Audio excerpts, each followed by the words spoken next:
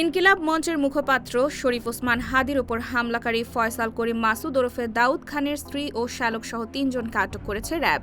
তবে ফয়সাল করিমের ব্যাপারে এখনও নিশ্চিত করে কিছুই বলতে পারছে না আইনশৃঙ্খলা বাহিনী।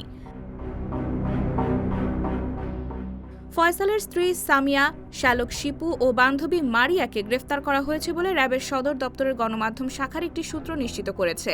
সূত্র বলেছে, গত ২৪ ঘণ্টায় ঢাকা ও নারায়ণগঞ্জের বিভিন্ন এলাকায় অভিযান চালিয়ে ৩ জনকে আটক করা হয়। তাদেরকে গতকাল সন্ধ্যায় পল্টন থানা পুলিশের কাছে হস্তান্তর করা হয়েছে। এ নিয়ে এখন পর্যন্ত ৬ জনকে আটক করেছে আইনশৃঙ্খলা বাহিনী। ৩ জনের মধ্যে ফয়সালের স্ত্রী ও শ্যালক ছাড়াও ৩ জন অর্থাৎ ফয়সালের বান্ধবী মারিয়া সাভারের জাহাঙ্গীরনগর বিশ্ববিদ্যালয়ের পাশের এলাকার গ্রিন জোন নামক একটি রিসোর্টের কর্মচারী। জানা গেছে, কিলার ফয়সাল ও তার সহযোগী আলমগীর ওসমান হাদিকে গুলি করার আগে ওই রিসোর্টে অবস্থান করছিল।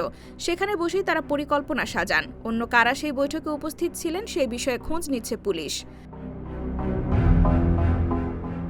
ত্রয়োদশ জাতীয় সংসদ নির্বাচনের তফসিল ঘোষণার পরদিন শুক্রবার দুপুরে রাজধানীর পুরানা পল্টনের বক্স কালভার্ট সড়কে গুলিবিদ্ধ হন ইনকিলাব মঞ্চের মুখপাত্র ও ঢাকা ৮ আসনের সম্ভাব্য সংসদীয় প্রার্থী ওসমান হাদি। মোটরসাইকেলে থাকা আততায়ী তাকে গুলি করে পালিয়ে যায়। মাথায় গুলিবিদ্ধ ওসমান হাদি রাজধানীর এভার কেয়ার হাসপাতালে চিকিৎসাধীন। আজ সোমবার তাকে এয়ার অ্যাম্বুলেন্সে করে সিঙ্গাপুরে নেওয়া হবে। সিসি ক্যামেরার ফুটেজ বিশ্লেষণ করে পুলিশ বলেছে, ওসমান হাদির ওপর গুলি বর্ষণের ঘটনায় প্রধান সন্দেহভাজন হিসেবে ফয়সাল করিমকে চিহ্নিত করা হয়েছে। ওসমান হাদির প্রতিষ্ঠিত ইনকিলাব কালচারাল সেন্টার সহ বিভিন্ন জায়গায় তার সঙ্গে ফয়সাল করিমের সাম্প্রতিক সময়ের কিছু ছবি রয়েছে।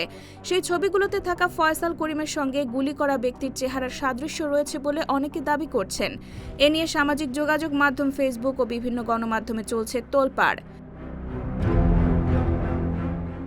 ফয়সাল করিম কার্যক্রম নিষিদ্ধ আওয়ামী লীগের ভ্রাতৃপ্রতিম সংগঠন ছাত্রলীগের রাজনীতির সঙ্গে জড়িত। ২০১৯ সালের ১১ মে ঘোষিত কেন্দ্রীয় ছাত্রলীগের পূর্ণাঙ্গ কমিটিতে তিনি সদস্য হয়েছিলেন। IBTV USA, new York.